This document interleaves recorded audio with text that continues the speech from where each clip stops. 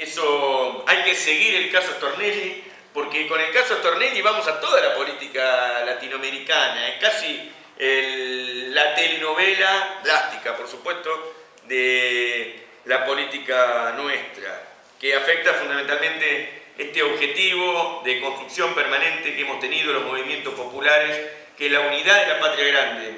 Nunca estuvimos tan cerca de constituir una unidad de aquel Congreso Anfictiónico Bolivariano, los mensajes a los pueblos y gobiernos del mundo de nuestros caudillos como Felipe Varela, el Chacho Peñalosa, el esfuerzo de la revolución social haitiana, la proeza sanmartiniana y bolivariana, el encuentro en Guayaquil, todo eso que se hizo a lo largo de cientos de años en Sudamérica, en el Caribe, nunca estuvo tan cerca como ese abrazo en la constitución de la UNASUR de Néstor Kirchner, Chávez, Lula, Evo y Correa. Nunca. Y estuvo Piñera, ese día estaba un bondi equivocado y estaba puesto en el lugar correcto, así que fue protagonista también de ese momento histórico. Pero, así que, bueno, por supuesto el Comando Sur del Ejército Norteamericano, que solo dijeron, llámeme que venga el moncho que está a cargo de esto, porque no puede ser. Se han juntado y ya con el no al ALCA en Mar del Plata, cuando le dijimos que no al ALCA, y nosotros, me acuerdo, movilizamos muchos compañeros, llenamos un estadio y si no salía de una manera, salía de la otra.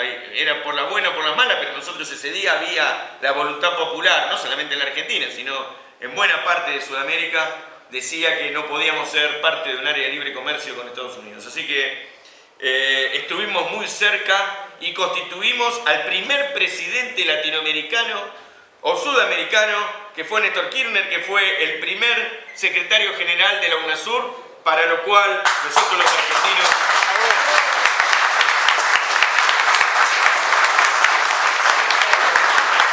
no solamente los argentinos, sudamericanos, sino los peronistas, nos sentimos muy orgullosos de haber tenido en nuestras filas, de haber sido parte de la identidad política del compañero Néstor Kirchner. Bueno, algunas consideraciones. La América Latina es un continente de paz. Recién el compañero mencionó el último cueterío entre países hermanos de Sudamérica. Desde ahí que no había conflagraciones entre países sudamericanos, y desde ahí que hace más de 100 años la Argentina estaba, o alrededor de 100 años, Sudamérica estaba siendo un continente de paz. Y lo sigue siendo. Porque a pesar de la voluntad de algunos gobernantes que se agrupan en ese club de amigos que se llama el Grupo de Lima, en la práctica nuestros pueblos no han permitido todavía, sobre todo el pueblo venezolano que está de pie juntilla, golpeando tacos y saludando a su conductor, a su comandante, a su jefe político Maduro, para tener la unidad política necesaria para enfrentar esta voluntad imperial norteamericana. No hay que esconder mucho alrededor de esto, podemos ir a un ámbito internacional o en la esquina y tratar de hablar con eufemismos, pero que en general no hay que hacerlo, pero hay que decirlo con todas las letras. Estados Unidos promueve una guerra intestina en Venezuela para quedarse con el petróleo. Esto que escuchamos en forma permanente, que recién dijo el compañero Walter, es objetivo. Nadie piensa que fueron a Libia a promover democracia, ayuda humanitaria, ni fueron a Siria con el casi 1 millón de afectados entre muertos y lisiados a promover democracia. Nadie imagina que uno pueda decir que en este ciclo, esa serie de revoluciones en el marco de lo que se denominó la primavera árabe, tenía como eran cosas espontáneas, sino sobre la base de ciertas condiciones promovieron un ciclo insurreccional que vincularon a una tarea, a una política de ocupación de un sector muy importante geopolíticamente, que es aquel que tiene, junto con Venezuela y con algunos países más, capacidad de proveer energéticos para la guerra comercial que lleva adelante Estados Unidos con China hoy. Hoy, esto que sucede en Venezuela y en la media luna del norte de África y de Medio Oriente está vinculado a la carrera por el desarrollo de autonomía o soberanía energética por parte de Estados Unidos, que no puede competir con la expansión comercial, industrial y productiva china. Entonces, ese final, el final de la disputa por la carrera comercial con China no parece tener horizonte cercano, pero es cierto que van a haber encuentros ahora diplomáticos entre chinos y norteamericanos para resolver, como lo vienen haciendo por otra parte, como lo hicieron en el G20, resolver paces periódicas, porque al borde de escenarios militares, como en el caso de Venezuela y en otros lugares, están ambos bloques, no los chinos en particular. Nosotros fuimos parte del BRICS y en el mundo hoy se discute la integración sur-sur y nuevas formas de integración en el marco de multipolaridad frente a la búsqueda de Estados Unidos de ejercer el dominio militar, económico y político en forma unipolar y sobre todo en nuestros territorios, en nuestras naciones, aquellas que tienen la capacidad de proveer para su desarrollo materias primas.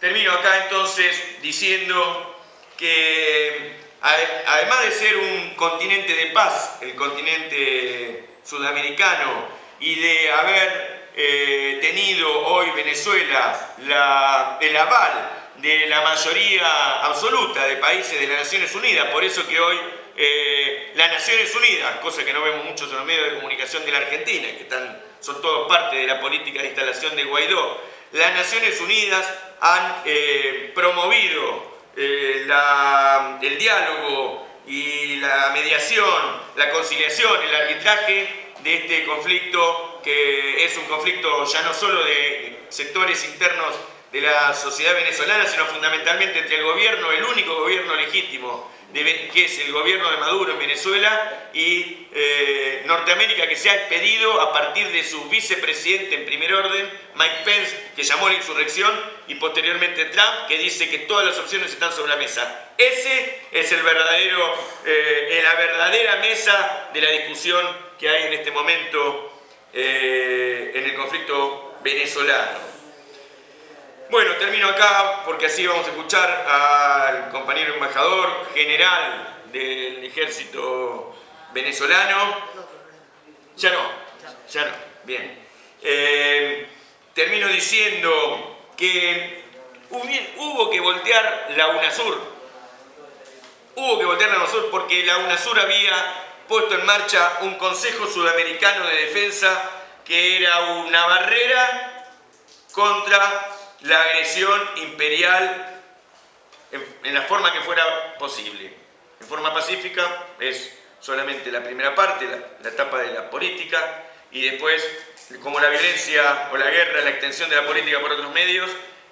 Para eso estaba también el Consejo Sudamericano de Defensa, porque teníamos como objetivo la UNASUR, en el marco de la unificación de una estrategia de defensa sudamericana, el equilibrio estratégico entre naciones, la relación cordial entre las naciones, arbitrajes y forma de resolución de conflictos, y fundamentalmente la búsqueda de una política común, de una estrategia común de defensa frente a la agresión imperial. La última reunión del Consejo Sudamericano de Defensa vino el jefe del Comando Sur del Ejército Norteamericano, se reunieron en el Sheraton y le dijo a los generales de todos nuestros países: muchachos, háganse los boludos porque vamos a invadir Venezuela. Así que por eso la UNASUR era tan importante de mantener frente a lo que vino, y por eso que el gobierno argentino y otros gobiernos trabajaron para voltear la UNASUR. Muchísimas gracias, compañeros y compañeras.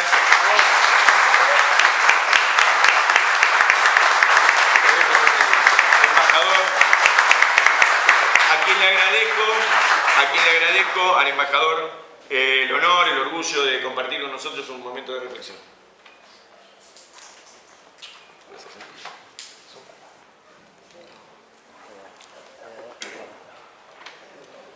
Bueno, bien, ahora sí tenemos el agrado y el honor de presentar a Juan José Valero Núñez, ministro consejero de la Embajada de la República Bolivariana de Venezuela. Muchas gracias.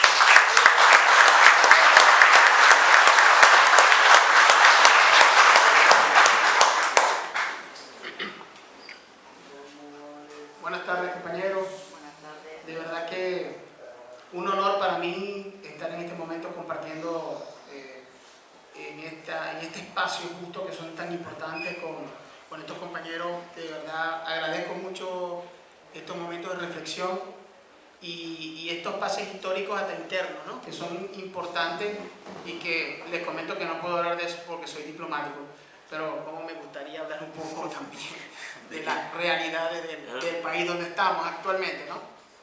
Lamentablemente me voy a ir más a lo internacional y ustedes me entienden cuando les toque el espacio a nivel gubernamental, por supuesto, ¿no? A nivel de Estado. Venezuela ya desde el 2013 aumenta el enfoque y el objetivo de los Estados Unidos sobre la manera de apoderarse de nuestra riqueza. Más que apoderarse de nuestra riqueza, controlarlas. Porque para ellos nosotros en realidad somos algo así como sus trabajadores o una especie de parque de ellos de estacionamiento y ellos van a sacar de ahí el provecho que necesitan. Por eso cuando trasciende el comandante Chávez en el año 2013, Estados Unidos junto a la oposición venezolana, que por cierto de demócrata no tiene absolutamente nada, porque ni siquiera por la vía que deben hacerlo, que es trabajando y buscando una alternativa democrática para ganar unas elecciones como se debe, no lo hacen. ¿Y saben por qué no lo hacen? Porque no tienen la fuerza, no tienen apoyo, no tienen pueblo, no tienen calle, no tienen militancia, no tienen nada. Entonces para ellos es muy fácil desacreditar y tratar de dañar bajo la modalidad que sea al gobierno para sacarlo por una sola vía, por la fuerza, no por la vía democrática. Por eso yo digo que la oposición venezolana lamentablemente no es democrática. Y si se quiere, el jefe supremo de la oposición, que es Estados Unidos, y ahora en cabeza de este señor, menos todavía. Este señor tiene en la cabeza de todo menos una sabiduría política, digamos, ni diplomática. Porque las cosas que está haciendo y que está pregonando no son normales, a mi criterio. Yo le digo así de cariño, loco. De verdad que no tengo otro calificativo que otro lado. Las cosas que ha dicho y que ha planteado, de verdad que están fuera de todo ámbito.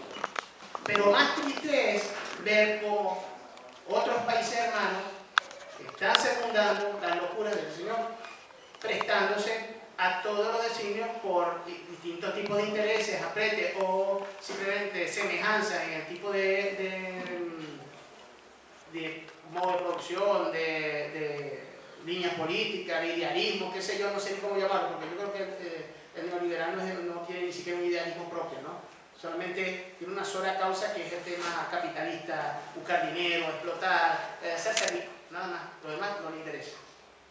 Bueno, ante esto Estados Unidos aprieta.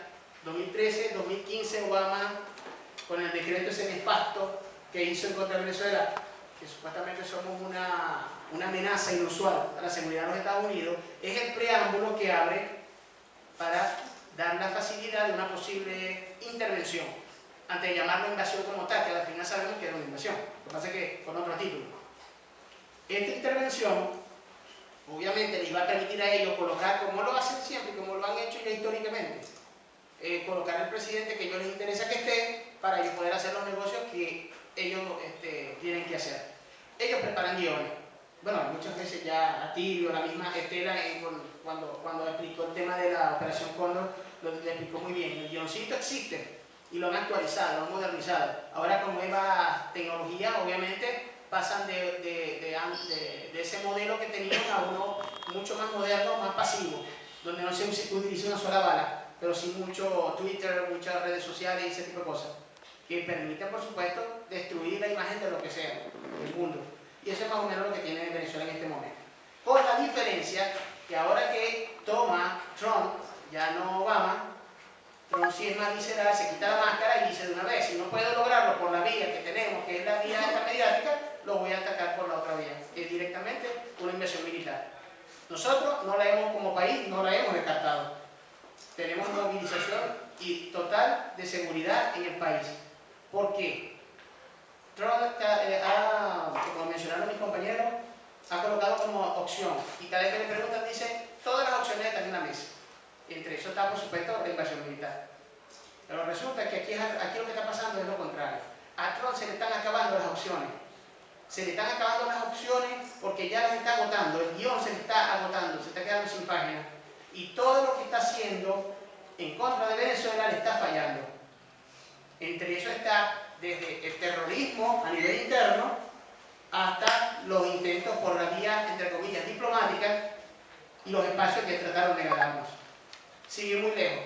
En la OEA lo han intentado, pese a que ellos tienen un número importante digamos, mucha gente le dice satélite, yo les digo cachorro,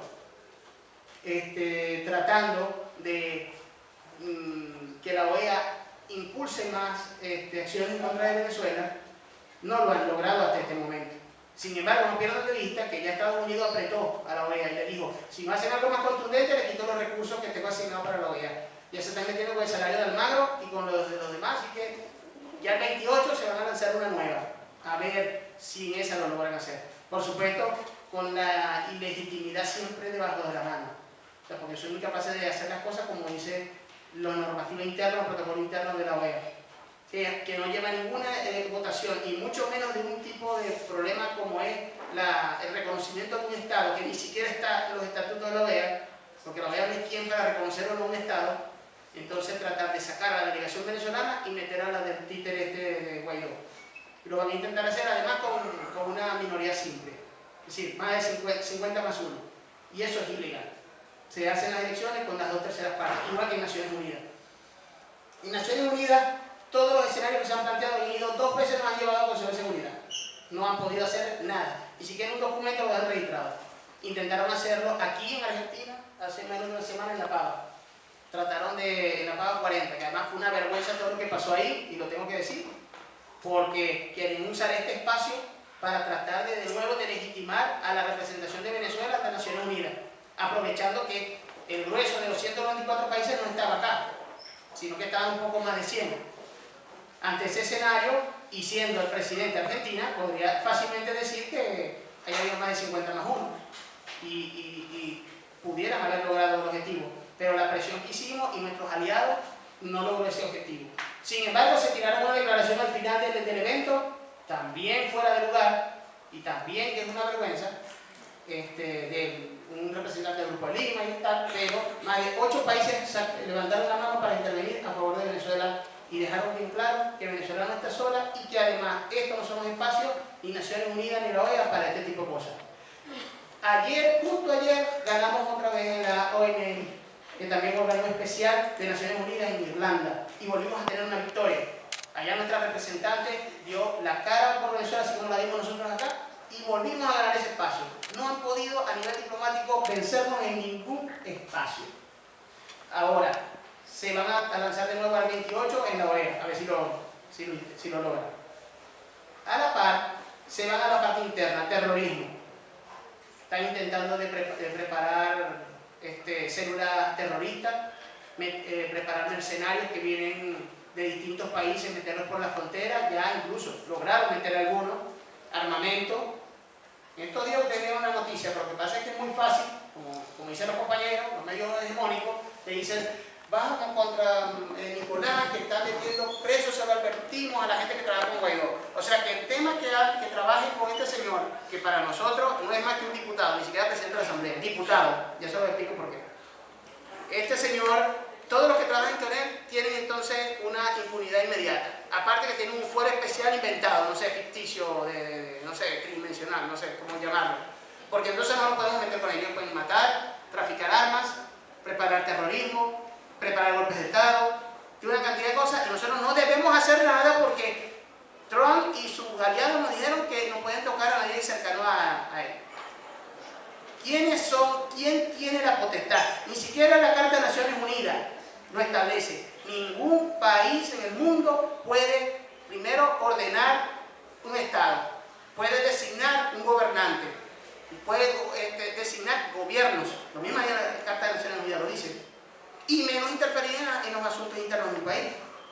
Así que ni ellos ni ninguno de los demás satélites puede decirnos a nosotros quién es el representante de Venezuela, solamente los venezolanos. Y ya lo decidimos el año pasado, el día 10, cuando decidimos que Nicolás Maduro Moro ganó en una elección limpia, justa y totalmente avalada por más de 200 veedores internacionales. Esa elección que además llevó 16 auditorías, con el mismo sistema con el que ganó la Asamblea Nacional, el mismo sistema que ha tenido Venezuela en los últimos 24 elecciones en los últimos 20 años. El único país que ha tenido más de 20 elecciones, más de 24 elecciones en ese periodo. Y se atreven a llamarlo dictatorial. Por favor, yo creo que una muestra más de democracia es imposible. 4 candidatos, más de 40 partidos solamente de la coalición de oposición. Uno de los partidos más importantes fue gobierno como 5 veces en Venezuela. Entonces, ¿de qué están hablando? Que un pequeño sector mínimo de una nueva tendencia política no participó. Ese es su problema, no le dio la gana de participar. Pero nosotros hicimos todo como dice la ley, como dice la Constitución. Luego viene un señor loco, por instrucciones de Donald Trump, a autoproclamarse frente a una embajada y en una placita. Eso no aparece aquí en ninguna parte. Yo quiero que un especialista me diga a mí dónde está. Y humildemente se lo está diciendo a alguien que tiene, soy máster en constitucional, o sea que creo que estudié casi 3 años esto. Y puedo perfectamente plantear a cualquiera que me diga cómo interpreta esto. Además que no lo puede hacer, lo único que interpreta la Constitución es el Tribunal Supremo de Justicia. El presidente Nicolás terminó su elección el día 10 de enero de 2019, comienza su nuevo mandato. Había 96 países, incluso una representación del Vaticano. Y 96 países que ese día lo reconocieron, porque estuvieron allí en su asunción como nuevo gobernante durante el próximo periodo. Y de pronto sale en febrero este loco a hacer este invento. Claro, por supuesto, Trump está diciendo, dale tranquilo que nosotros te apoyamos. Y por supuesto, el primero que salió fue Trump a decir, te reconozco como presidente. Y después empezó a llamar a los lacayos, bueno, usted también porque estoy solo en esto. Ahora todos están pasando vergüenza. Ahora no saben cómo hacer para retractarse ante esa estupidez que hizo lamentablemente Estados Unidos y que además empujó a todos los países de Latinoamérica. Pero los pueblos hablan, ¿saben? ¿Saben quién reconoce a un mandatario? Los pueblos. El pueblo venezolano ya lo reconoce. Y en estas actividades, así como la que estamos en este momento, y en muchas actividades que hemos tenido desde que comenzó este percance en la embajada, no solo en la nuestra, sino también en las demás embajadas que están en los países del cartel de Lima, como lo llamamos nosotros, han demostrado apoyo solidario. Ustedes no se imaginan la cantidad de personas que se han ido a inscribir como brigadas, solo por si acaso hay una invasión. Nosotros tenemos un listado que yo creo que pasa de 1000, que solo llegaron, nosotros ni siquiera estábamos armando listados, llegaron, queremos ser parte de la brigada.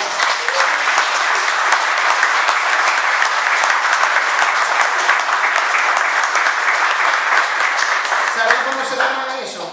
Eso no tiene otro nombre. Estamos recogiendo lo que se sembró.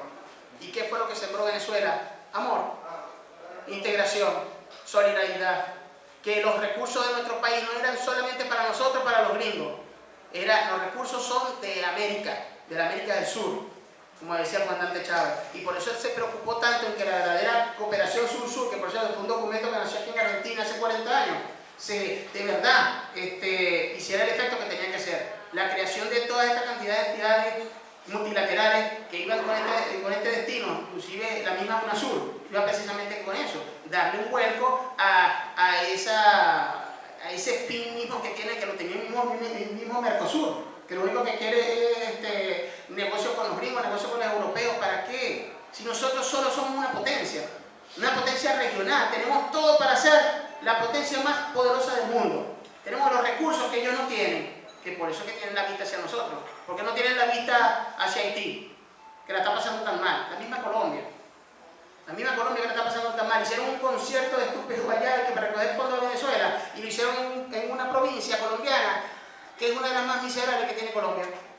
que deberían haber usado ese dinero para ayudarlos allá y no se queden en un artista. Eso se forma en la capital o se forma en sus países, pero no se van a quedar ahí, porque yo creo que ni un hotel bueno hay. O sea, es para que tengan una idea, y era como una doble moral. Agarraron a todos los pobres y los rancherieros, los dejaron cerrados con una valla para que no entraran y no se viera feo la foto con los drones. Para que no se lleve la ayuda humanitaria. Para que no la ayuda humanitaria. A mí me da risa porque hay personas que no la están pasando bien y que dijeron, mira, nosotros podíamos dar un poquito de ayuda humanitaria. No. ¿Qué van a hacer con ella? No sé, aquí se va a quedar porque se va para Venezuela.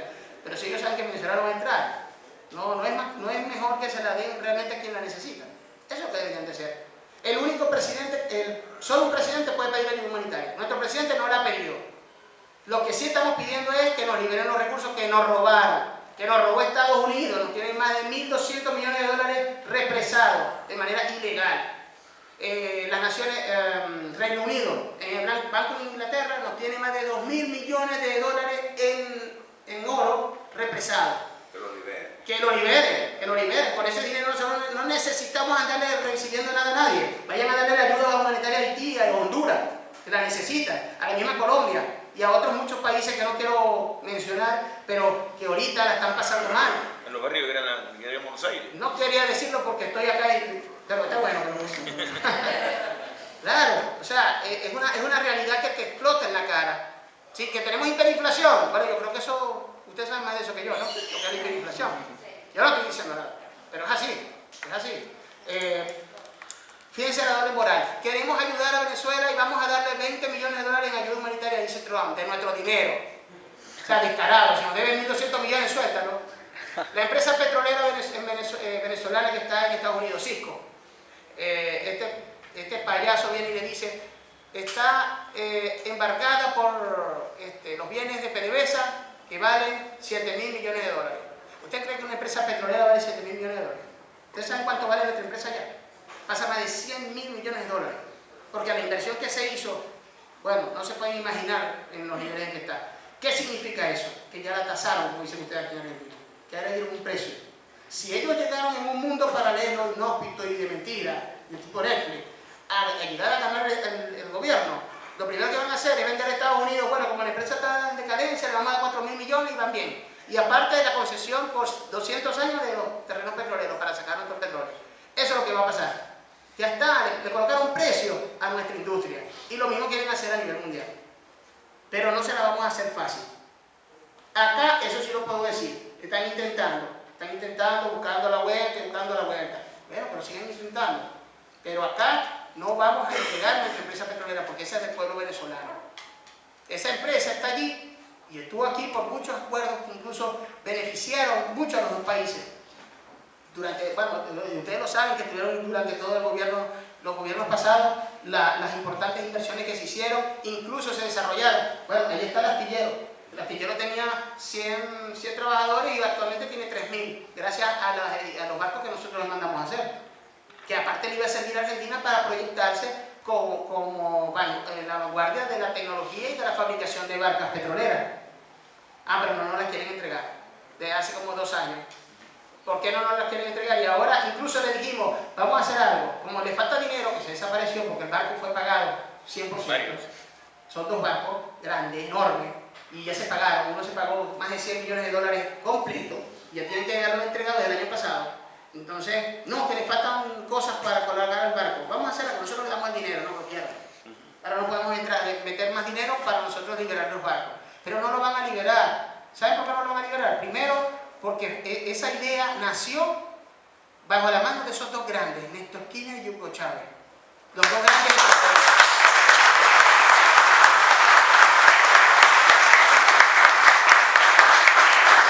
Y segundo, ¿ustedes se imaginan que salga ese barco, que salga en la prensa, se acaba de entregar el barco,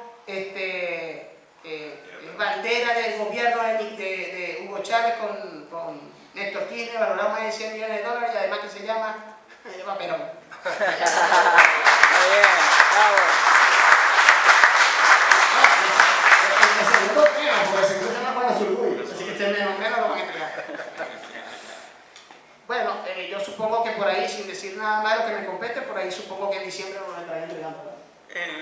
Esperamos que sí. Esperamos que sí.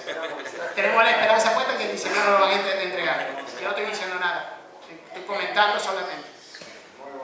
Por otra parte, están hablando de una doble moral. ¿Sabe? Nosotros tenemos una fundación en los Estados Unidos. La fundación se llama Simón Bolívar. ¿Saben qué hace esa fundación? Lo mismo que hacen las fundaciones de Donald Trump. Seguramente, construir edificios y ver dónde saca más dinero. No. Nuestra fundación se encargaba de sacar, primero de buscar dónde niños que requieren una operación especial de trasplante, sobre todo, consiguen una persona compatible a nivel mundial. Una vez que lo ubican, envían a nuestro niño venezolano hasta ese país para que sea trasplantado y se le paga. Si el tratamiento del niño va a durar 5 años, bueno, 5 años está el niño ahí con todo su núcleo familiar. Y todo eso, ¿quién lo paga? Nuestro país, a través de la empresa petrolera Cisco en Estados Unidos. Por eso está allá la fundación. Hemos operado más de 1000 niños desde el 2008 a través de esa fundación. Actualmente tenemos 100 niños, 100 pacientes en el mundo.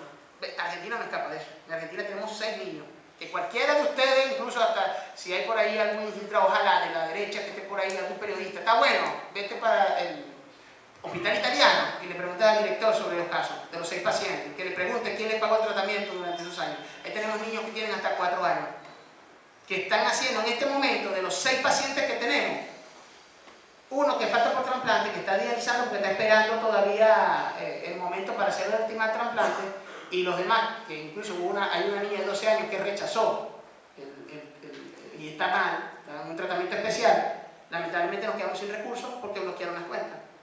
A pesar de que explicamos que es una fundación y les dijimos, señores, pero esto es el tema humanitario, bloqueado, nada lo que tenga que ver con el régimen de Nicolás Maduro, nos cerraron una cuenta. Sin ayuda humanitaria. Sin ayuda humanitaria. Y eso es ayuda humanitaria. Ahí tenemos 6 niños que pueden morir porque los tenemos que trasladar a Venezuela. Pero los tenemos que trasladar a Venezuela no porque en Venezuela vayan a morir porque les falte algo, no les va a faltar. El tema es que los está separando sin el alta médica de un tratamiento en donde tú no puedes dejar al niño. Los doctores ven peligroso que tú no te en un avión y lo envíes a otro país 8 horas de viaje en avión. Porque además tienen un tratamiento especial que se les fabricó a cada uno de ellos para que puedan más o menos estar bien. Pero eso no les importa. Y eso se lo hicieron llegar incluso hasta la señora esa, por ahí, la libélula esa que llaman, que es representante de Guaidó aquí. No, o sea, que un papá desesperado hace lo que sea, y esos señores trataron de hablar con ella, y ella lo que le dijeron a Estados Unidos, no, esos temas no los estoy tratando por el momento, después. Claro, no le conviene que salga en la prensa que, lamentablemente, este país está siendo partícipe de estos delitos de lesa humanidad que está cometiendo Estados Unidos. Porque esa es la única denominación que yo le puedo dar a esto. Ah, pero eso no lo dicen en la prensa, ¿verdad que no? No, se pueden hablar de lo demás. Nosotros no necesitamos eso, nosotros necesitamos que nos liberen nuestros procesos. Ahorita tenemos alerta en todos los países de América Latina y nos dicen que somos un país no amigo. Entonces, yo convengo que te digan, mira, si vas a enviar celulares, tablets, computadoras, cualquier cosa de esta, yo digo, bueno, no hagan negocio, total, hay un tema entre los países, tan molesto, pero que te digan, mira, necesitamos leche en polvo y la queremos trasladar. Vamos a trasladar aceite, vamos a trasladar ampicilina, no sé, cualquier cantidad de cosas. Y que te digan que no, porque ese país es un país no amigo. Por tanto, está prohibido, según las instituciones tales y tales, que salga algún cargamento de este país para allá bajo esa denominación. ¿Ustedes creen que eso tiene un nivel de ayuda humanitaria? Eso es ayuda humanitaria. Porque yo convengo, les repito, que sean ropa, que sean boludeces de esas, como dicen ustedes, pero medicamentos y comida. Y que nos digan que no, ¿a quién están afectando? Porque seguramente que 20 toneladas de aceite van directamente para que Nicolás se las tome. ¿Verdad que no? Eso va para el pueblo venezolano. Y al pueblo es que están afectando. Los containers de Panamá se pudrieron de comida que venía desde México. Ah, no, porque es que hay un bloqueo y el dinero no podíamos dejar que entre, que era para pagar el flete del paso del canal de Panamá y dejar el barco allá. Y no dejaron pasarlo. Unos medicamentos se vencieron y no los dejaron pasar de Panamá, que venían de la India. Dios mío, eso es inhumano. Incluso hasta vacunas, un barco entero lleno de vacunas se venció. Es más, en Cartagena, que tuvo que hacer una parada allí, comida que iba directa para el club, que son las cajas que van directamente a cada familia, se pudieron. Y en estos días, cuando hubo el temita ahí y la ridiculez que hicieron con lo del concierto, sacaron las cajas, ya estaban vencidas de hace meses. Eso no lo dicen. Salen algunas noticias por ahí, pero no lo terminan de decir. Se cansaron hasta decir que Nicolás estaba dañando el humanitario y incendiando camiones. Pero cuando salió a New York Times sacando la verdad, entonces se quedaron callados. Y Trump ya casi que va a destruir el periódico ese de la raya que agarró. Pero los tipos también lo pusieron hasta los videos donde la gente está incendiando su propio camión. O sea, todo está manejado. Lo mismo que pasó ahorita con el atentado contra la electricidad en Venezuela. Lo mismo. Pero lo peor no es esto, lo estaba comentando temprano con mis compañeros. Y nuestro pueblo es tan noble que a pesar de que el primer apagón fue terrible porque algunas provincias aprovecharon esto de oposición para llamar a la insurgencia, algunos de estos personas disociados a la calle, a dañar, a crear zozobra, ¿no? Entonces la gente asustada porque no tenía luz, pero aparte de eso, la gente en la calle, los delincuentes haciendo de la suya y la policía tratando de detener todos estos problemas. Ahorita, que volvió a pasar de nuevo en el segundo atentado al quemar esta subestación, el pueblo noble resguardó, aguantó, y ¿saben lo que pasó? Le sigue no funcionando el tema y se le siguen acabando las opciones a Trump, porque ahora la popularidad, la poca que tenía, la credibilidad, la poca que tenía, de la misma gente de oposición, se la quitó al señor Guaidó. Hubo paz, incluso tranquilidad. Nosotros nos sorprendimos de lo sereno que el país tomó el problema y soportó toda esta investida. Aguantó como los grandes y resistió. Bueno, hay un eslogan que usamos mucho nosotros que nos encanta: leales siempre, traidores nunca. Nosotros tenemos convicción, leales siempre, traidores nunca. Y estas circunstancias nos pueden seguir bloqueando porque van a seguir inventando. Ahí hicieron combates hace menos de una semana, bloquearon la posibilidad de bandes. Ahí nos amenazaron que toda la banca privada se queda sin tarjeta de débito el año que viene. No importa.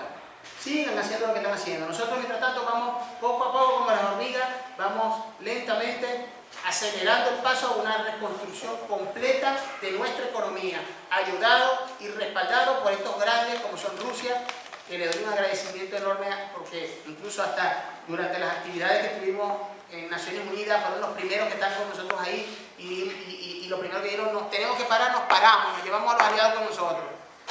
Pero me dijeron unas palabras, por cierto, que no las voy a olvidar y las voy a repetir aquí. Porque cuando terminó esto que estábamos celebrando la victoria en el podio, me dice el representante de la hermana Rusia: nosotros nunca dejamos solo a un amigo, nunca abandonamos a un amigo. Y yo le dije: pero es que nosotros no somos amigos, nosotros somos hermanos. Y lo mismo en América Latina, somos pueblos hermanos. Y ante eso, nadie va a poder con nosotros. Y lo mismo con China. China hizo lo mismo, respaldo absoluto, y todos estos grandes países. Y así nos lo están demostrando. Ahorita estamos migrando, no nos interesa ahorita relacionarnos con Estados Unidos. Ya no, en este momento no le estamos vendiendo petróleo. Y están ellos, pero apretando a Trump porque le causó una fractura económica dura a Estados Unidos. No le estamos vendiendo. Entonces, las empresas de allá, que no son estúpidas, nos van a pagarle a Guaidó un petróleo que no puede despachar. Primero porque pierden la plata y segundo que no van a meter el petróleo. Nosotros le pusimos una condición: vamos a hacer como hacen ustedes con McDonald's. Pague primero y come después.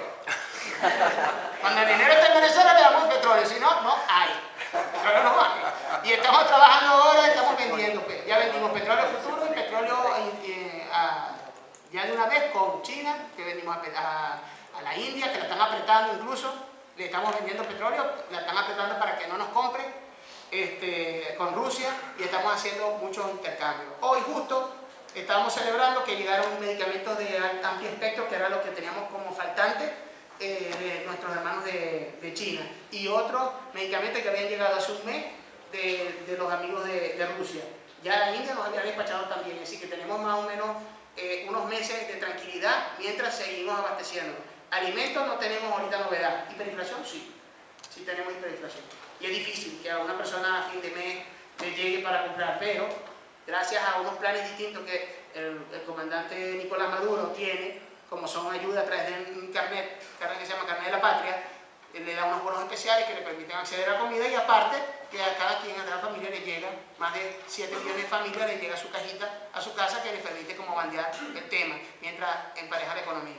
Porque sabemos que hay una realidad: la usura y el acaparamiento, el contrabando de extracción de lo que es alimento, todo eso viene de un solo lado, lamentablemente de la derecha venezolana, que crean un monstruo que ahora ellos no pueden controlar.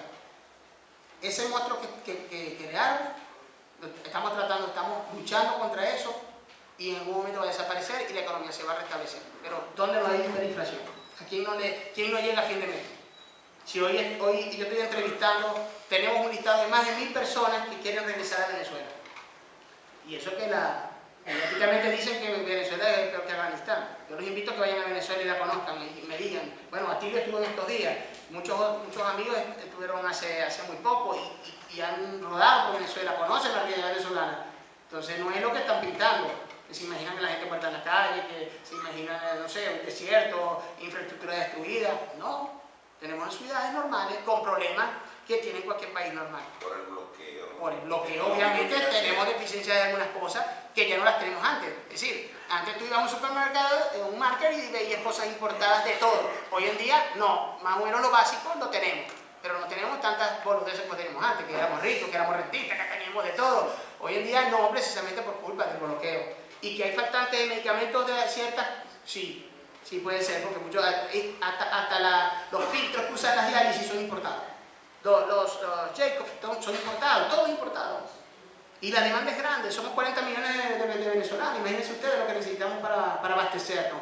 No está fácil, y si hay un bloqueo y no nos permiten comprar, pero hasta el material de un pasaporte que vienen desde Francia, no nos permiten que llegue el dinero allá. O sea, hasta eso no nos limitan. El dinero se imprime en Francia también por convenios internacionales. Tampoco tenemos cómo pagar para que ellos nos entreguen el dinero. Pero vamos a salir de esto. Les digo, los negocios que estamos haciendo ahora se están haciendo. El petro, que además estamos en la vanguardia en monedas virtuales, en las propias monedas en rupias, en yuanes, y este tipo de trabajo que estamos haciendo económico, están fortaleciendo estas monedas, fortaleciendo a estos países, desplazando y bajando de nivel al dólar.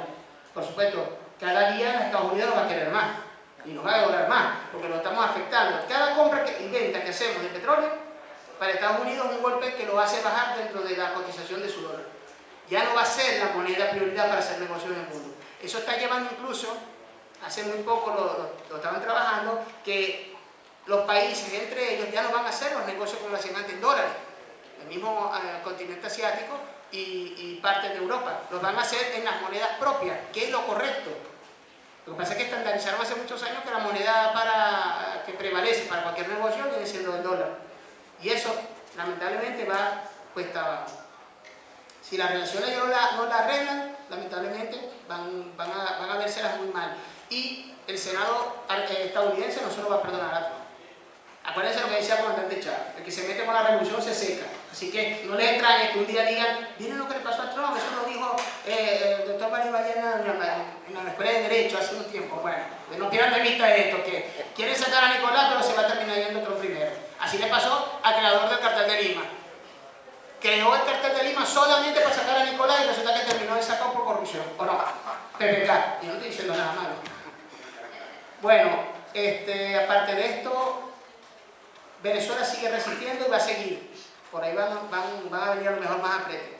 Pero este debilitamiento duro de la imagen del parapeto que estos armaron no les va a funcionar. Así que calculamos que ya dentro de poco tiene que haber algo un poco más definitivo. Ni siquiera están dañando incluso hasta las conversaciones que tenemos, que comenzaron en Uruguay. Las están dañando. Las están dañando porque hay muchos países que se metieron ahí, que son de esta misma comarca, que están tratando de llevar las conversaciones, no una conversación, sino un condicionamiento. Tiene que haber nuevas elecciones, tiene que haber un nuevo mandato. Entonces, ¿para qué nos estamos sentando ahí? Si estamos en búsqueda de la paz, no en búsqueda de que ellos nos digan cómo cambiar nuestro sistema de gobierno, es prácticamente lo mismo, el mismo caramelo con otra envoltura. Entonces hay que tener mucho cuidado con eso. Nosotros estamos claros en lo que queremos. Nosotros queremos paz, dentro del margen de lo que dice nuestra Constitución. Ya hubo una elección, nosotros tenemos que negociar nuestro legítimo gobierno. Pero si en una mesa seria, en una mesa como se debe, con los actores que se deben, estamos conversando para mantener la paz y se logra la paz, y si de esa coyuntura a lo mejor sale la posibilidad de un refrescamiento político, pudiese estar, porque el presidente está abierto a eso. Si el planteamiento dice surge que de pronto unas nuevas elecciones ayudarían a encauzarlas, a lo mejor sí, pero no como condición. No como condición, porque nosotros no podemos incondicional, porque nadie tiene esa potestad, solo el pueblo venezolano, y ya lo determinó. No 5 locos y mucho menos Estados Unidos. Entonces, ante eso, agradezco de nuevo la fuerza y el apoyo que el pueblo argentino nos ha dado, pero es impresionante cómo nos ha llegado, y así lo hemos transmitido a nuestro país, estas manifestaciones de amor, de afecto, de apoyo incondicional, desde una palabra, porque hasta señoras mayores nos han llegado, miren, yo no puedo pelear, pero yo les puedo cocinar desde aquí, ¿cierto, hermano? Nos ha llegado gente mayor que nos ha dicho, miren, yo puedo ir aunque sea a atender enfermos, lo que sea, si hay una guerra o una invasión. Y eso para nosotros nos llena de una manera más que cualquier otra cosa que se pueda hacer. Y por ahí, bueno, yo se lo dije temprano a los compañeros, por ahí dijeron, ¿qué podemos hacer por Venezuela?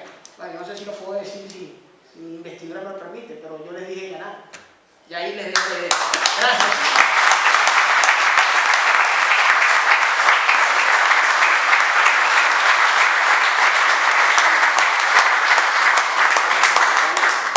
Bueno, yo le tomo un micrófono como anfitrión, ¿no? De nuevo agradecerles agregar algunas cosas, no sé si alguno quería hacer alguna pregunta, me quedé pensando en la libélula, es esa empleada del PRO que ellos pusieron como embajadora de este muchachito. Eso. Exacto, hasta se han arrogado de poner una empleada de ellos como embajadora una embajadora putativa sería, ¿no? La embajadora putativa de Venezuela. Y digo, ¿qué corre por la sangre de este tipo, no? Venezolano, latinoamericano, ¿cómo alguien puede pedir que invadan tu propio país y que maten a tus propios hermanos, ¿no? ¿Qué corre por tu sangre? Yo siempre traigo, que pasa esto, traigo una historia, que es la historia del coronel Martiniano Chilaver. Enemistado con Rosa, se fue al exilio a Montevideo, y cuando él se entera que va a haber una invasión a la Argentina, él se vuelve. Él se vuelve y va hasta San Martín, donde estaba el acantonamiento militar de Rosa, que se llamaban los Santos Lugares de Rosa, después fue el partido de San Martín, la República de San Martín. Y ahí habló con él, le dijo que a pesar de las diferencias que ellos tenían, él no era de argentino permitir que invadieran tu propio país. Y Chilaver murió peleando en la batalla de Caseros, no se dejó fusilar de espaldas como el traidor Urquiza quería, y fue matado de frente al culatazo, ¿no? Esto, digamos, es la historia de un tipo que no soportó que invadieran su propio país. Porque, digamos, la batalla de Caseros no fue otra cosa que una invasión portuguesa, ¿no? En ese caso brasilera, a nuestro país a instancias de la gran potencia de ese momento que era Inglaterra. Después quería decir, bueno, agradecer nuevamente, no sé si hay alguna pregunta, y que yo tengo el placer de poder comunicarme con Maduro a través de Twitter. Y bueno, si alguien quiere hacer alguna pregunta, ¿usted quiere hacer una pregunta? Yo, para el señor Valero. Soy Carmen, soy de Prensa Delegar. Y bueno, esta mañana hemos escuchado una noticia de que había sido inhabilitado Guaidó para 15 años, durante 15 años, para cargos públicos. Entonces, mi pregunta es la siguiente: ¿en qué posición quedaría ahora el presidente Maduro? En caso de que fuera verdad esa noticia, porque la dieron como noticia internacional en C5N. Sí, correcto, es correcto. Y entonces, ahora ¿cómo queda el presidente Maduro? Porque si Guaidó es inhabilitado, ya no puede ejercer como presidente. No lo estaba haciendo. Es que, te explico. Sí. La Procuraduría General de la República inició una investigación desde el momento que se empiezan a presentar que se hizo una autodesignación. Este autonombramiento está, que por cierto la ley argentina también, porque lo busqué, y se parece mucho al contexto de nuestra normativa, tanto el Código Penal como la Constitución. Es un delito. Pero el delito, que es una cosa importante que las personas entiendan, que la justicia nuestra no está amalgamada con la política. Ambos tienen tiempos distintos. La justicia es una cosa, la política es otra. Por eso muchas personas esperaban que al llegar Guaidó a Venezuela iba a ser arrestado. Y no fue así. ¿Por qué no fue así? No porque no es un tema de voluntad política, es un tema de justicia. Él está bajo una investigación. Y cuando se tengan los elementos, aparte que tiene fuero. Fuero tiene... ¿Cómo se llama? Fuero, igual. Ok, tienen fuero porque es diputado, no presidente de la Asamblea Nacional. Porque la Asamblea Nacional como tal está inhabilitada desde el año 2015 para ejercer funciones por un decreto del Tribunal Supremo de Justicia que tiene la competencia para hacerlo. Lamentablemente lamentablemente él no podía haberlo nombrado. Lo hicieron todo rápido para hacer esta jugada.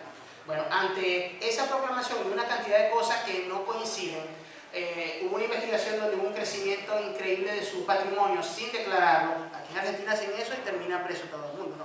Porque en la fiesta encima de todo, viendo cuánto tiene, cuánto le sube, por qué, tiene que explicar de dónde viene cada cosa. En Venezuela es lo mismo. Revisamos y el señor empezó a entrar dinero de muchas partes, recursos incluso que no declaró, y por supuesto son recursos que sabemos que vienen seguramente de Estados Unidos para hacer la gesta que él está haciendo.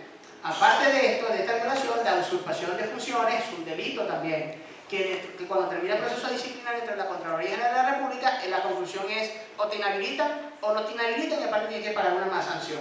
Y si es muy grave, pasa a Fiscalía, Ministerio Público, para que un fiscal haga un proceso penal. Esta parte dice así, porque lo que cometió, el delito que cometió es complicado. Entonces, lo primero es sentenciar a través de una providencia administrativa procurador, inhabilitación del señor para ejercer cargo público. Esa es la primera medida. Y pasa el expediente al Ministerio Público, quien va a recaudar las pruebas que se necesitan para enviarlo y presentarlo ante un tribunal. Pero lo primero que tienen que hacer es tratar con el Tribunal Supremo de Justicia para el tema del fuero. Por eso es que ese señor no le han todavía dictado otra cosa, y aparte que esta investigación todavía no está concreta hasta que tengan todos los elementos en la mano. Pero que tiene habilitado, sí. Ahora, para ejercer presidencia, ¿cuál presidencia? Nunca he sido presidente, No, ni por siquiera eso, de la por Asamblea eso, Nacional. por Yo no soy presidente ni en su casa, Por lamentablemente. por eso me extrañó la noticia, ¿no? ¿Alguna otra pregunta? Sí, señor, ¿tiene pregunta?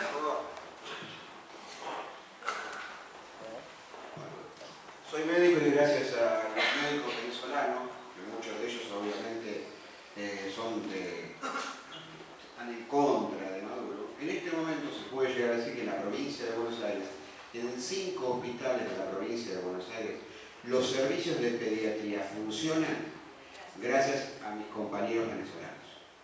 O sea, en este momento, en la provincia de Buenos Aires podemos decir que, por ejemplo, el servicio del Hospital Mercante, el 35% de los colegas que todos los días están poniendo el cuero para tener a los chicos bonaerenses son venezolanos. Mi portero, que es mi amigo, y también fue militar, es venezolano. Y cada vez que los conozco, más me hago amigo de ellos. Más me doy cuenta que soy el hermano de ellos.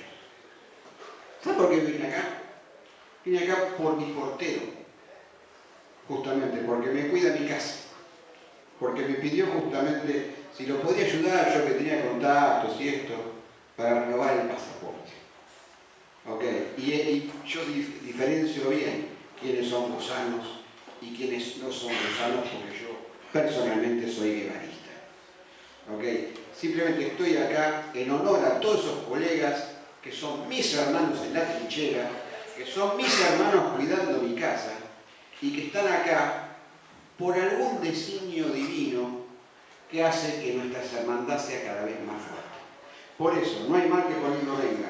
Y estos muchachos que se fueron para buscar nuevos rumbos, o tal vez porque tenían miedo a una invasión yanqui, vienen acá a Argentina para estrellar nuestros brazos y hacernos sentir que si hay guerra allá, yo por lo menos quiero ser realista. Gracias.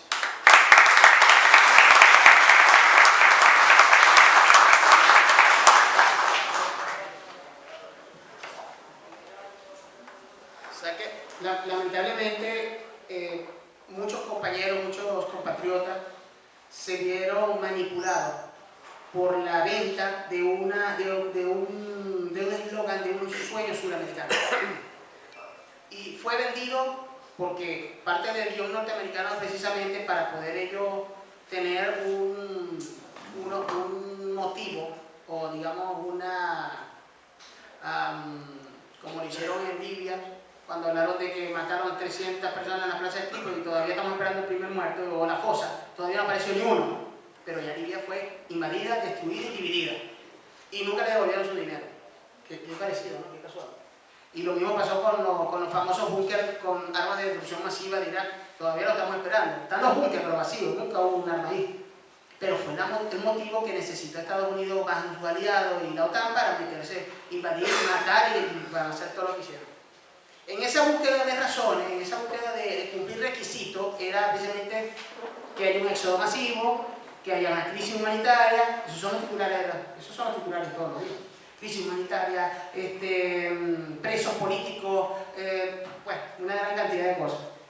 Y el sueño americano fue una de las que se vendió. Váyanse del país porque aquí no van a poder vivir. Váyanse del país. Claro, Venezuela culturalmente vino un país rentista, un país que tiene de todo, donde la preocupación más grande de un joven cuando estaba en la universidad era: ¿entraré en PDVSA o en la universidad? ¿O dónde estaré? Porque donde entre estás seguro que tu futuro está asegurado. Mi mamá es médico. Mi mamá entró a ejercer en organismo público, en hospital público, toda la vida, y después en la universidad. Y en la universidad hizo sus carreras como científico hasta que se jubiló. Y tenía una jubilación perfecta. Bueno, las notas de la universidad también, ya es administrativo. Y toda la vida, es decir, te da un estatus, tranquilidad. ¿Por qué? Porque es un país demasiado solvente. Pero de pronto te encuentras con una realidad que te choca, que crearon para destruir, por supuesto, la tranquilidad interna del país. Empieza el bloqueo, empieza a no encontrarse las cosas, que de pronto lo que ya ganas en el mes ya no te alcanza para cambiar el auto, sino que ya tienes que pensar en otra prioridad, que es la comida. Es decir, te empiezan a cambiar las prioridades. Entonces ya la persona que no tenía auto ya no puede comprarlo, porque obviamente sí, ya es imposible. La prioridad es la comida. Ya la persona que quería comprar una casa ya no la puede comprar, porque la prioridad es la comida. Es decir, todo va bajando de estatus hasta lo último. Entonces, el venezolano no está acostumbrado a eso. A lo mejor en otros países, y resisten, ¿no? Por ejemplo, hacer una comparación con Chile, pero no usar Argentina. Pero Chile es un país que ha sido muy humilde toda la vida. Un país de bajos recursos económicos. Nunca ha tenido, más allá de los recursos que tiene, están acostumbrados a ese tipo de vida. Pero nosotros no. Nosotros miramos tanto al norte, que incluso en vez de tener el fútbol como juego oficial, lo tenemos el béisbol, que es el norteamericano. Y nosotros tenemos, bueno, hoy en día sí estamos creciendo, les ganamos estos días, pero no quiero hablar de eso. Pero ya estamos creciendo en el fútbol, porque ya estamos un poco más sudamericanizados. Pero todo tenía que ver con Estados Unidos. Uno de los planes de cualquier venezolano era ver cómo iba a Miami o a Orlando a ver a Mickey. Ese era el sueño de todo venezolano. Y lo hacían, porque incluso había que hacer una medida, que hay una comunidad que no es de ahora, una comunidad que tiene años en Estados Unidos de venezolanos, que se van, hacían negocios, regresaban para Panamá, mirábamos más Centroamérica y Norteamérica. Y empujaron a todas estas personas a que ya no podían hacer eso, ya no es fácil conseguir $1, que es más fácil emigrar, y empezaron a meter la cabeza a eso. Si tú quieres tener dinero, vete a otro país, porque con un poquito que tú hagas allá, envías acá, todos somos ricos. Que en verdad mentira, tú envías para allá 1.000 pesos argentinos y una persona puede estar 2 meses tranquila con 2 mercados full en la nevera. Esa es la diferencia económica que hay entre nuestro país y otro. Lo mismo te pasa con Chile. Con unos pesitos que tú mandabas para allá se convertían en una fortuna en Venezuela. En este momento ya como que está creciendo un poco, porque ya se está como, están midiendo la economía a nivel dólar, ¿no? Y eso lo complica un poco. Pero todavía sigue siendo algo rentable. El problema es cuando las personas están en el exterior y se consiguen con una realidad también. Porque las personas, nosotros tenemos lo que les comenté hace rato, más de 1.000 personas en una lista que quieren regresar a Venezuela, que están pasando la mano. Nosotros tenemos un plan que instauró el presidente Nicolás, único en el mundo, porque yo creo que no hay ningún presidente en el mundo que haga esto, que a pesar de los bloqueos, los problemas que tenemos, estamos haciendo un esfuerzo económico, diplomático y logístico para enviar aviones y regresar a los compatriotas que están en estado de necesidad o en situación de calle, o enfermos, o pasando cualquier cantidad de problemas. Y hasta ahora llevamos 20.000 venezolanos que hemos regresado a través del plan Vuelta a la Patria, se llama. Aquí en Argentina ya hemos regresado 300 ciudadanos venezolanos. Vamos a regresar el próximo mes, entre el 13 y el 15, vienen 2 aviones para sacar 200 ciudadanos más en ese plan. ¿Y a quiénes le estamos dando prioridad? A la situación de calle, de esa lista, pues. Los que están enfermos. Tenemos, para que tengan una idea, más de 20 familias que están viviendo en hogares transitorios. O sea, duermen ahí, no es que viven. Y en el día la pasan por aquí, porque no les alcanza. A veces un núcleo familiar para pagar un arrendamiento aquí que es tan costoso. Llegar a fin de mes, la comida, los colegios de niños, muchos tienen una familia y lamentablemente tienen esto. Y si se enferman, peor, porque si se enferman dejan de trabajar, de producir y les queda un hospital público. Y así tenemos varios, estamos atendiendo. Incluso personas que han fallecido por distintas razones. Hace menos de una semana atropellaron, bueno, es increíble, pero en esa semana murieron 2, la misma semana. Uno lo atropellaron en la calle nadie sabe quién fue, y el otro tenía un Uber y lo mataron también dentro del carro. Eso no sale mucho por las noticias, ¿no? Yo me imagino que no le conviene decir venezolano muere en autopista, porque eso saldría en todas las noticias acá. Pero me llama la atención que no salen. Los venezolanos como que no se mueren acá, pero yo tengo 2 cadáveres que tengo que como repatrio en mi país. Eso es una realidad. Y tengo que ir a la morgue, y tengo que reidentificarlo y todas esas cosas. Pero aquí en las noticias no sale. Eso es para que nos digan que aquí hay problemas de seguridad, que solo los hay en Venezuela, y que en Venezuela únicamente donde hay problemas de este tipo que ponen en peligro la vida de las personas. Lamentablemente es una realidad que todos los países tienen. Estos compatriotas también salieron con un guión, les hicieron una cartita, casi que la leen. Entonces tú les preguntas y casi todos te dicen lo mismo. Si tú hablas con los distintos venezolanos, te dicen lo mismo, tienen esto. Pero, mira, actualmente las personas sobreviven, nosotros tenemos las familias allá. Hay personas que le van muy bien, hay personas que le van regular, hay personas que no le van tan bien, hay todos los estatus. Y obviamente a todos los afecta igualmente. Porque hasta que tiene mucho dinero, tiene que tratar de ahorrar un poco lo que tiene, porque se le complica. Pero estas personas que están regresando dicen, yo prefiero estar en mi patria, que yo sé que resuelvo más que acá, que no tengo la esperanza ni siquiera de comprar un techo. Nosotros ya hemos dado 3 millones de techos y las personas tienen un poco más de oportunidad. Pero en el exterior no somos más que unos extranjeros en un país lamentablemente gobernado por el neoliberalismo y que no podemos acceder a todo. Bueno, es así. Está bien. Gracias.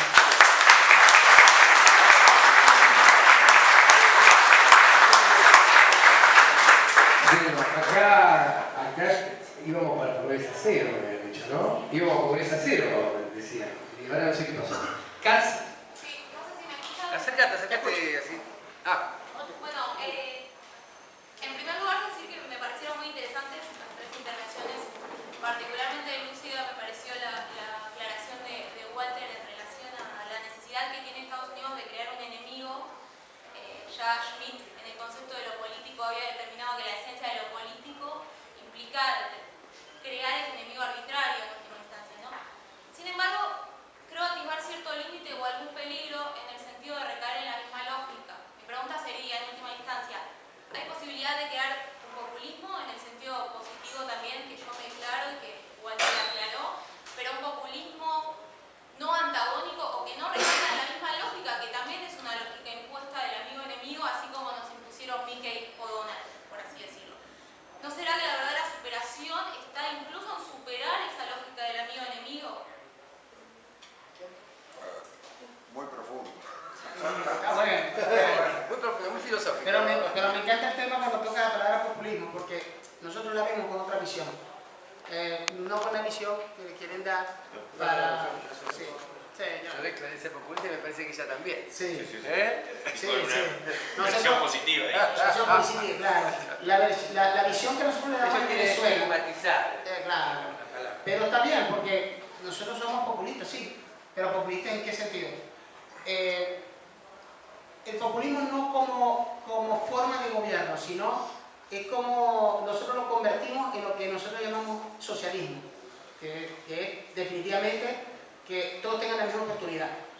Y cuando se da una oportunidad como vamos a crear una misión social para tales sectores, lo ven como, eso es populismo porque está intentando comprar o pregonar algo para que el pueblo lo apoye regalando cosas. No, todo tiene un fin. No es populismo, es socialismo, que es distinto, que es que todos tengan acceso a todas las cosas y cuando tengan un problema grave, como lo que se han estado presentando, sacar siempre los factores que permitan a nosotros salir de cada problema. Y aparte también vemos populismo desde el punto de vista del empoderamiento del pueblo. Empoderamiento del pueblo de la Constitución y de sus recursos. Nosotros lo llamamos poder popular. Poder popular reflejado en los sectores políticos, los sectores sociales que permiten decirle al gobierno exactamente, a nuestro gobierno y a nuestra militancia en qué momento nos equivocamos, lo que debemos hacer, lo que tenemos que hacer para avanzar. Por eso nosotros decimos que el poder está sobre el poder popular, sobre más nadie. Ese es el tema de reconocimiento, que no hemos hablado. El reconocimiento de Estado no nos lo tiene que dar otro país, no lo tiene que dar el pueblo, y el pueblo no lo tiene. Es más o menos eso. Y si nos preguntan, ¿somos populistas? Sí, lo somos. No tengo novedad con eso. Yo, para hacer un aporte a un debate complejo, porque las naciones se han constituido a partir del Estado moderno Los estados modernos se han constituido a partir de la superación de un estadio de guerra en Europa fuerte que trajo una paz medianamente duradera, pero posteriormente a eso vino una sucesión de desarrollos de nuevos imperios que trajeron colonias de ultramar y otras formas de dominación, que trajo una relación dialéctica entre colonia de ultramar e imperio, ¿no? Nosotros a eso le decimos colonialismo. La etapa colonialista es una etapa que trajo una disputa. Las naciones de Latinoamérica, de África, de Asia, tuvieron que, para construirse a sí mismas, enfrentar al coloniaje. Así que ahí hay una disputa compleja. En general, como vimos en el caso venezolano hoy, empíricamente, científicamente, hay una disputa por los recursos naturales. Entonces, hay un imperio, hay una colonia porque disputa algo que tienen otros territorios y otras sociedades. Por eso que la charla es Estado y soberanía, porque el Estado es una persona jurídica que tiene control territorial y que ejerce soberanamente el pueblo, ejerce la soberanía a partir del control del territorio, a partir de esa persona jurídica que es la nación. Pero no hemos conseguido plena independencia en nuestras sociedades. Estamos en esta disputa contra el coloniaje, contra el colonialismo, que nos hace tener un enfrentamiento, no porque hayamos postulado nosotros enemigos, sino porque hay enemigos que se postulan a sí mismos y que requieren para su crecimiento y su desarrollo, su bienestar, los recursos naturales y la retracción en la división internacional de trabajo de nuestras sociedades. Nosotros estamos en la división internacional de trabajo, unos escalones por debajo de aquellos que con nuestros recursos llevaron adelante el desarrollo científico-técnico que los puso en el primer nivel de la disputa, básicamente sociedades europeas, norteamericanas, y habría que mirar a algunos asiáticos. Así que ahí hay una contradicción obvia, difícil de resolver, y la otra, difícil de resolver en un planteo utopista del tipo de superar la contradicción dialéctica entre nación y nación y colonia, digamos. Y la otra disputa compleja, difícil de resolver también, es la disputa que se da en el seno de nuestras sociedades capitalistas dependientes, no solamente en relación con la colonia, sino por la apropiación del excedente de la producción, sobre todo aquellos que tienen la capacidad de controlar los medios de producción. Esto es, porque está demostrable por economistas y por politólogos, hay plusvalía y hay marginación del nivel de producción. Lo dice el Papa cuando dice que hay sociedades de descarte, y lo decía Fanon en su momento cuando decía que hay sociedades o lugares de no ser, ¿no? En la etapa de la lucha de algunas sociedades contra el coloniaje, en realidad por la independencia de esas sociedades. Así que a lo largo de la historia del Imperio Asirio hasta acá, hubo disputa entre las sociedades por apropiarse de los medios de producción, por apropiarse del excedente, por apropiarse de las materias primas, y en las sociedades, intrasociedades, por algunos que gobiernan y otros que son pobres. ¿Y por qué hay sociedades injustas? Es que hay disputa. Hay un enemigo de clase, que es la oligarquía en nuestra concepción, y hay un enemigo que son las sociedades que viven de otras sociedades, que esto es imposible de no ver. Así que en nuestra concepción peronista, digamos, como decía Evita, ¿no es cierto?, hay oligarquía dentro y afuera de nuestro movimiento, pero lo que define acá esta contrariedad es la oligarquía de afuera de nuestro movimiento, que son aquellos que se han apropiado de la riqueza de nuestra sociedad. Argentina, una demostración empírica. Argentina produce leche para el mundo y tiene un valor en 60, 70, 50 pesos de acuerdo a la región de leche para alimentar a nuestros niños. Así que fíjate vos cómo superar dialécticamente esta contradicción entre pueblo y oligarquía o entre naciones y colonias, si la demostración empírica que hoy mucho de nuestro pueblo no puede comer.